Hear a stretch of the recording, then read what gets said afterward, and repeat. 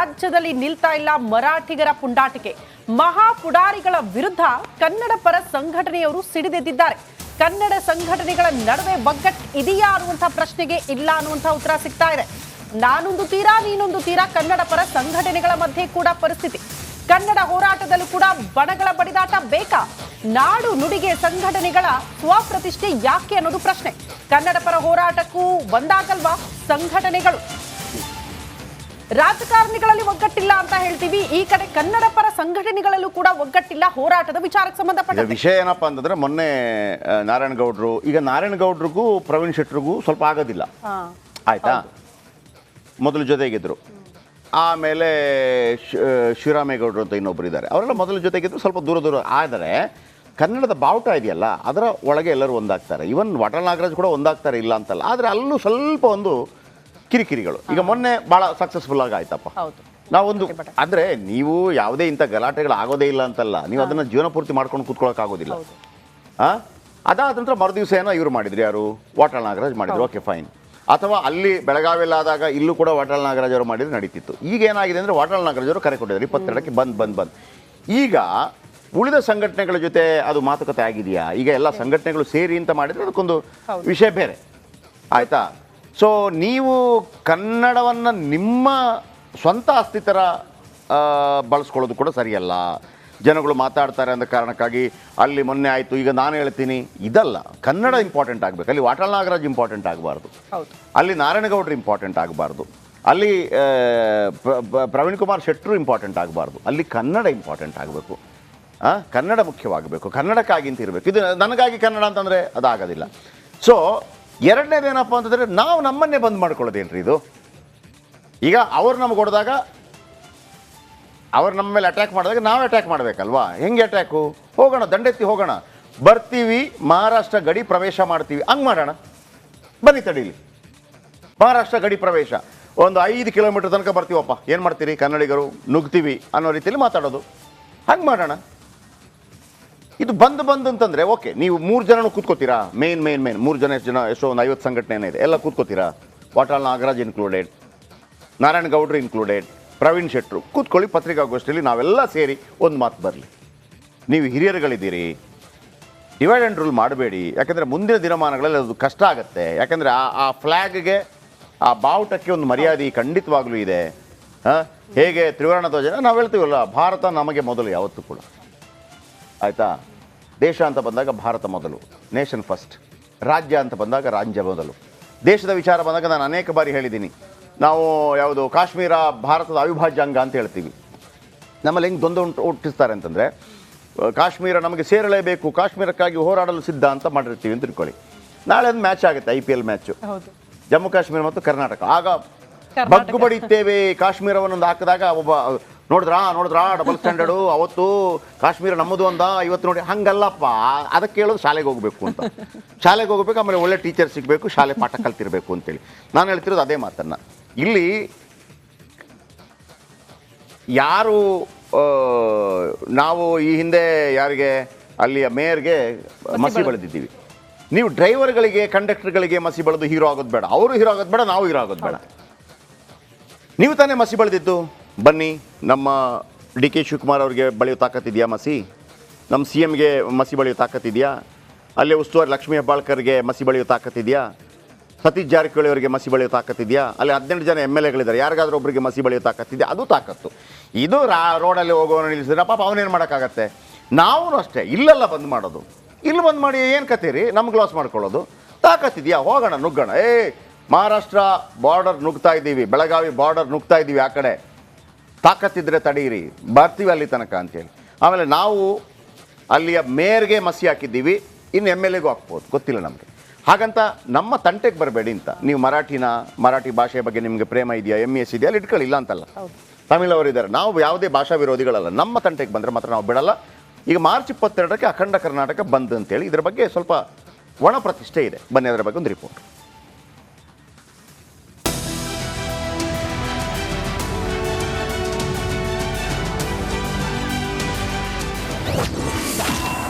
MES ಪುಂಡರ ವಿರುದ್ಧ ಕನ್ನಡಿಗರ ಸಮರ. ಕನ್ನಡ ಸಂಘಟನೆಗಳಲ್ಲಿ ಮೂಡುತ್ತಾ ಸಹಮತ. ಕನ್ನಡಿಗರ ಮೇಲೆ ಮರಾಠಿಗರ ದಬ್ಬಾಳಿಕೆ ಖಂಡಿಸಿ ಮತ್ತು ಬೆಳಗಾವಿಯಲ್ಲಿ ಎಂಇಎಸ್ ಪುಂಡರಿಗೆ ಕಡಿವಾಣ ಹಾಕುವಂತೆ ಆಗ್ರಹಿಸಿ ವಿವಿಧ ಕನ್ನಡ ಪರ ಸಂಘಟನೆಗಳು ಮಾರ್ಚ್ 22ಕ್ಕೆ ಕರ್ನಾಟಕ ಬಂದ್ಗೆ ಕರೆ ನೀಡಿದೆ. ನಿನ್ನೆ ಬೆಂಗಳೂರಿನಲ್ಲಿ ವಿವಿಧ ಕನ್ನಡ ಸಂಘಟನೆಗಳ ಸಭೆ ಸೇರಿ ಈ ಮಹತ್ವದ ನಿರ್ಧಾರವನ್ನ ತೆಗೆದುಕೊಂಡಿದೆ. ಆದರೆ ಕನ್ನಡದ ಇನ್ನುಳಿದ ಸಂಘಟನೆಗಳು ವಾಟಾಳ್ ನಾಗರಾಜ್ ನೀಡಿರುವ ಕರೆಗೆ ಒಗ್ಗಟ್ಟು ಸಹಮತ ನೀಡ್ತಾವಾ ಎಂಬ ಪ್ರಶ್ನೆ ಶುರುವಾಗಿದೆ. ನಾವು ಸುಮ್ಮನೆ ಕೂತ್ಕೊಳ್ಳೋಕ್ಕಾಗೋದಿಲ್ಲ. ಇದು ಕನ್ನಡಿಗರ ಸ್ವಾಭಿಮಾನ, ಕನ್ನಡಿಗರ ಗೌರವ. ಇದಕ್ಕಾಗಿ ಕನ್ನಡ ಒಕ್ಕೂಟ ಇಡೀ ರಾಜ್ಯಾದ್ಯಂತ ಅಖಂಡ ಕರ್ನಾಟಕ ಬಂದ್, ಉತ್ತರ ಕರ್ನಾಟಕದ ಅಭಿವೃದ್ಧಿ, ಬೆಳಗಾವಿಯ ಅಭಿವೃದ್ಧಿ, ಕಲ್ಯಾಣ ಕರ್ನಾಟಕದ ಅಭಿವೃದ್ಧಿ, ಮೇಕೆದಾಟು, ಇಡೀ ರಾಜ್ಯಕ್ಕೆ ಸಂಬಂಧಪಟ್ಟಂಥ ಎಲ್ಲ ಬೇಡಿಕೆಗಳನ್ನು ಹಾಕಿದ್ದೇವೆ. ಮತ್ತು ಬೆಳಗಾವಿಯನ್ನು ಉಳಿಸಿ, ಕನ್ನಡ ಉಳಿಸಿ ಅಂತೇಳಿ ಈ ಬಂದ್ ಬಾರಿ ಹೋರಾಟಕ್ಕೆ ದಾರಿ ಮಾಡಿಕೊಡ್ತಾ ಇದೆ. ಹೌದು, ಕನ್ನಡ ನಾಡು ನುಡಿ ಜನಕ್ಕಾಗಿ ಹೋರಾಡುವ 10 ಸಂಘಟನೆಗಳಿವೆ. ಆದರೆ ವಾಟಾಳ್ ನಾಗರಾಜ್ ಬಿಟ್ಟು ಕನ್ನಡ ರಕ್ಷಣಾ ವೇದಿಕೆಯ ನಾಗರಾಜ್ ಗೌಡ ಸಂಘಟನೆ ಮತ್ತು ಪ್ರವೀಣ್ ಶೆಟ್ಟಿ ಬಣ ಬೆಳಗಾವಿ ಚಲೋ ಮಾಡಿ ಸೈ ಎನಿಸಿಕೊಂಡಿತ್ತು. ಆದರೆ ಇದೀಗ ವಾಟಾಳ್ ನಾಗರಾಜ್ ನೀಡಿರುವ ಅಖಂಡ ಕರ್ನಾಟಕ ಬಂದ್ಗೆ ಕನ್ನಡ ರಕ್ಷಣಾ ವೇದಿಕೆಯ ನಾರಾಯಣಗೌಡ ಸಂಘಟನೆ ಮತ್ತು ಪ್ರವೀಣ್ ಶೆಟ್ಟಿ ಬಣ ಸೇರಿ ಇನ್ನುಳಿದ ಬಣಗಳು ಸಹಮತ ನೀಡ್ತಾವಾ ಎಂಬುದೇ ಯಕ್ಷ ಪ್ರಶ್ನೆಯಾಗಿದೆ. ಹಾಗಿದ್ರೆ ಯಾವಾಗ ಯಾವ ಪ್ರತಿಭಟನೆ ನಡೆಯುತ್ತೆ ಎಂಬುದನ್ನು ನೋಡುವುದಾದ್ರೆ, ಮಾರ್ಚ್ 22ರಂದು ಕರ್ನಾಟಕ ಬಂದ್ ಮಾಡಲು ವಾಟಾಳ್ ನೇತೃತ್ವದ ಕನ್ನಡ ಸಂಘಟನೆಗಳು ಕರೆ ನೀಡಿದೆ. ಮೊದಲಿಗೆ ಮಾರ್ಚ್ 3ರಂದು ರಾಜಭವನ ಚಲೋ, ಎರಡನೇದಾಗಿ ಮಾರ್ಚ್ 7ರಂದು ಬೆಳಗಾವಿ ಚಲೋ, ಮಾರ್ಚ್ 11ರಂದು ತಮಿಳುನಾಡು ಗಡಿ ಬಂದ್ಗೆ ಕರೆ, ಮಾರ್ಚ್ 14ರಂದು ಮೈಸೂರು, ಮಂಡ್ಯ, ರಾಮನಗರ ಜಿಲ್ಲೆ ಪ್ರತಿಭಟನೆ, ಮಾರ್ಚ್ 18ರಂದು ಕನ್ನಡ ಸಂಘಟನೆಗಳ ಸಭೆ, ಬಳಿಕ ಮಾರ್ಚ್ 22ರಂದು ಅಖಂಡ ಕರ್ನಾಟಕ ಬಂದ್ ಮಾಡಲು ನಿರ್ಧಾರ ಮಾಡಿವೆ. ಕರ್ನಾಟಕ ಬಂದ್ಗೆ ಫಿಲ್ಮ್ ಚೇಂಬರ್ ಬೆಂಬಲ.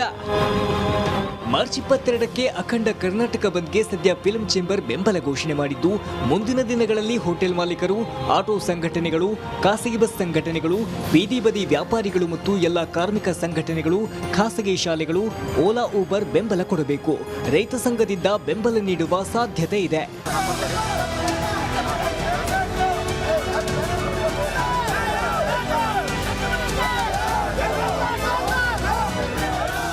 ಮಾರ್ಚ್ 22ರಂದು ಬೆಳಗ್ಗೆ 6ರಿಂದ ಸಂಜೆ 6ರವರೆಗೆ ಅಖಂಡ ಕರ್ನಾಟಕ ಬಂದ್ಗೆ ಕರೆ ನೀಡಿರುವ ಬಂದ್ ಯಶಸ್ಸಿಗೆ ಎಲ್ಲರೂ ಸಹಕರಿಸಬೇಕೆಂದು ಮನವಿ ಮಾಡಿದ್ದಾರೆ.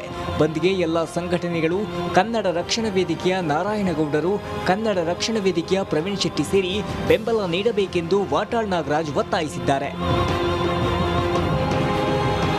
Bureau report, republic Kannada. Okay, ಇದು ಈ ಪ್ರಾಬ್ಲಮ್ ಭಾಳ ಮುಖ್ಯವಾಗಿರುವಂಥದ್ದು. ನೀವು ಪ್ರತಿಷ್ಠೆಯಾಗಿ ಮಾಡಬಾರ್ದು, ಮಾಡಿ ಇಲ್ಲ ಅಂತಲ್ಲ, ಅದನ್ನು ಕನ್ನಡ ಪ್ರತಿಷ್ಠೆ ಆಗಲಿ. ಯಾರೂ ಹೋರಾಟ ಮಾಡಿಲ್ಲ ಅಂತನಾ? ನಾರಾಯಣಗೌಡರ ಹೋರಾಟ ಏನು ಕಡಿಮೆನಾ? ಪ್ರವೀಣ್ ಶೆಟ್ಟರ ಹೋರಾಟ ಕಡಿಮೆನಾ? ಅಥವಾ ವಾಟಾಳ್ ನಾಗರಾಜ್ ಅವರ ಹೋರಾಟ ಕಡಿಮೆ? ವಾಟಾಳ್ ನಾಗರಾಜ್ ಅವರು ನಿಮ್ಮ ಲೆವೆಲೇ ಬೇರೆ, ದಯವಿಟ್ಟು ಅರ್ಥ ಮಾಡ್ಕೋಬೇಕು. ನಿಮ್ಮ ಲೆವೆಲೇ ಬೇರೆ, ಆಯಿತಾ? ನೀವು ಹೆಂಗೆ ಅಂತಂದರೆ ರಾಜ್ಕುಮಾರ್ ಇದ್ದಂಗೆ, ಆಯಿತಾ? ನೀವು ಡೈರೆಕ್ಷನ್ ಕೊಡಬೇಕು, ಹಿಂಗೆ ಮಾಡೋಣ, ನೀವು ಡೈರೆಕ್ಷನ್ ಕೊಡಬೇಕು. ಆಮೇಲೆ ನಿಮ್ಮ ಗೌರವವನ್ನು ಯಾರು ಕಡಿಮೆ ಮಾಡೋಕ್ಕೆ ಸಾಧ್ಯನೂ ಇಲ್ಲ. ಸಭೆ ಕರೆದು ಇವನ್ ನಾರಾಯಣಗೌಡರಾಗಲಿ, ಪ್ರವೀಣ್ ಶೆಟ್ಟರಾಗಲಿ, ಅದನ್ನು ಬೇಕಿದ್ರೆ ಉಳಿದವರು ಮನವರಿಕೆ ಆದರೂ ಮಾಡ್ಕೊಡ್ಬೋದು, ಅದರಲ್ಲಿ ಎರಡು ಮಾತಿಲ್ಲ. ಆದರೆ ನಿಮ್ಮ ಪ್ರತಿಷ್ಠೆಗಾಗಿ ನಾನು ಹೇಳಿದ್ದು ನಡೀಬೇಕು ಅಂತ ಅಂದ್ಬಿಟ್ಟು ಕನ್ನಡವನ್ನು ಯೂಸ್ ಮಾಡ್ಕೋಬೇಡಿ. ಕನ್ನಡ ಅಲ್ಲದೆ ಬೇರೆ ಯಾವುದಕ್ಕಾದರೂ ನೀವು ಬಂದು ಅಂತ ಹೇಳಿದ್ರೆ ಆಗತ್ತಾ? ಆಮೇಲೆ ಯಾವುದಾದ್ರೂ ಒಂದು ಕೂತು ಎಲ್ಲರೂ ಸೇರಿ ಒಂದು ಪ್ಲ್ಯಾನ್ ಮಾಡಿ. ನಾವು ಇಷ್ಟಪಡೋದೇನಪ್ಪ ಅಂತಂದರೆ, ಎಲ್ಲ ಕೂತಿರ್ತೀರಲ್ವ ನೀವು, ಆಗ ಆ ಹೇಳಿಕೆ ಬರಲಿ ಒಂದು ಪತ್ರಿಕಾಗೋಷ್ಠಿ. ಆಗ ನಮಗೂ ಅನಿಸುತ್ತೆ ನಮ್ಮ ಕನ್ನಡ ಹೋರಾಟಗಾರರು ಹೇಗೆ. ಯಾಕಂದರೆ ನೋಡಿ, ನಾನು ಪ್ರತಿಯೊಬ್ಬರಿಗೂ ನಾವು ಏನು ಚೋಟಿಮು ಬಡಿ ಬಾತ್ ನಾವು ನಿಮಗೆಲ್ಲ ಹೇಳುವಂಥದ್ದಲ್ಲ. ಒಂದು ಕಾಲಘಟ್ಟದ ನಂತರ ನೆಕ್ಸ್ಟ್ ಜನ್ರೇಷನ್ ಹೆಂಗೆ ತಗೋಬೇಕು ನಿಮ್ಮನ್ನು ಅಂತ ನೀವು ಅರ್ಥ ಮಾಡ್ಕೊಡ್ಬೇಕು ನಮಗೆ. ಅದು ವಾಟಾಳ್ ನಾಗರಾಜ್ ಇರ್ಬೋದು, ನಾರಾಯಣಗೌಡರು ಇರ್ಬೋದು, ಅಥವಾ ಪ್ರವೀಣ್ ಶೆಟ್ಟರ್ ಇರ್ಬೋದು, ಅಥವಾ ಎಲ್ಲ ನನಗೆ ಶಿವರಾಮೇಗೌಡರು ಅಂತೆಲ್ಲ ಇದ್ದಾರಲ್ಲ, ಎಲ್ಲರನ್ನು ನಾನು ಹೇಳ್ತಿರುವಂಥದ್ದು ಒಗ್ಗಟ್ಟಾಗಿ ಹೆಂಗೆ ಹೋಗಬೇಕು ಅಂತ ನೀವು ನಮಗೆ ತೋರಿಸ್ಕೊಡ್ಬೇಕಾಗತ್ತೆ. ಇದು IPL ಮ್ಯಾಚ್ ಥರ. ನಾನು ಪದೇ ಅದೇ ಉದಾಹರಣೆ ಕೊಡ್ತಾ ಇರ್ತೀನಿ. IPL ಮ್ಯಾಚ್ ಅಂತ ಹೇಳುವಾಗ ನಾವು ಸ್ಟೇಟ್ ಅದೇ ಗೆಲ್ಲಬೇಕು, RCB ಗೆಲ್ಲಬೇಕು, ಚೆನ್ನೈ ಸೋಲ್ಬೇಕು ಅಂತಿರುತ್ತೆ, ಅಥವಾ ಚೆನ್ನೈನ ಕ್ಯಾಪ್ಟನ್ ಸೋಲ್ಬೇಕು ಅಂತಿರುತ್ತೆ, ಎಷ್ಟೇ ದೊಡ್ಡವರಾಗಿದ್ದರೂ ಕೂಡ. ಆದರೆ ಭಾರತದ ಕ್ಯಾಪ್ಟನ್ ಅಂತ ಹೇಳುವಾಗ ಇಲ್ಲ ಅವ್ರು ಗೆಲ್ಲಬೇಕು ಅಂತಿರುತ್ತೆ ಹಾಗೆ. ಸೊ ನಮ್ಮ ಸಣ್ಣ ಪುಟ್ಟ ಪ್ರತಿಷ್ಠೆಗಳು ಇರ್ಬೋದು, ಇಲ್ಲ ಅಂತಲ್ಲ. ಆದರೆ ಕರ್ನಾಟಕ ಬಂದು ಮತ್ತು ಅಂತ ಹೇಳುವಾಗ ನೋಡಿ, ಆ್ಯಸ್ ಎ ಮೀಡಿಯಾವಾಗಿ ಹಿಂದೆ ಕಾವೇರಿ ವಿಚಾರಕ್ಕೆ ಮಾಡಿದಾಗಲೂ ಕೂಡ ದೊಡ್ಡ ಮಟ್ಟದಲ್ಲಿ ರಿಪಬ್ಲಿಕ್ ಕನ್ನಡ ಕೂಡ ಸಪೋರ್ಟ್ ಮಾಡಿತ್ತು. ನೀವು ಮೀಡಿಯಾಗಳನ್ನು ಕೂಡ ಕನ್ಫ್ಯೂಸ್ ಮಾಡಾಕಬೇಡಿ, ಯಾವುದಕ್ಕೆ ಕೊಡಬೇಕು ಯಾವುದಕ್ಕೆ ಕೊಡಬಾರ್ದು ಅಂತೇಳಿ. ಇದು ನಮ್ಮ ಕಳಕಳಿಯ ವಿನಂತಿ ನಿಮ್ಮಲ್ಲಿ. ನೀವು ಕೂತು ಆಲೋಚನೆ ಮಾಡ್ಕೊಳ್ಳಿ. ಮಾರ್ಚ್ 18 ಕನ್ನಡ ಸಂಘಟನೆಗಳ ಸಭೆ ಅಂತ ಹೇಳಿದಿರಿ, ಎಲ್ಲರೂ ಬರ್ತಾರೆ ಅದಕ್ಕೆ ಇಲ್ವಾ, ಹಂಗಾಗಬಾರ್ದು. ನೀವೇ ನಿಮ್ಮ ಮೇಲಿನ ಅಪಾರ ಅಭಿಮಾನದಿಂದ ಹೇಳ್ತಾ ಇದ್ದೀನಿ. ಆಮೇಲೆ ಬಂದ್ ಅನ್ನುವಂಥದ್ದು ಅದು ಕರ್ನಾಟಕಕ್ಕೆ ತೊಂದರೆ ಆಗಬಾರ್ದು.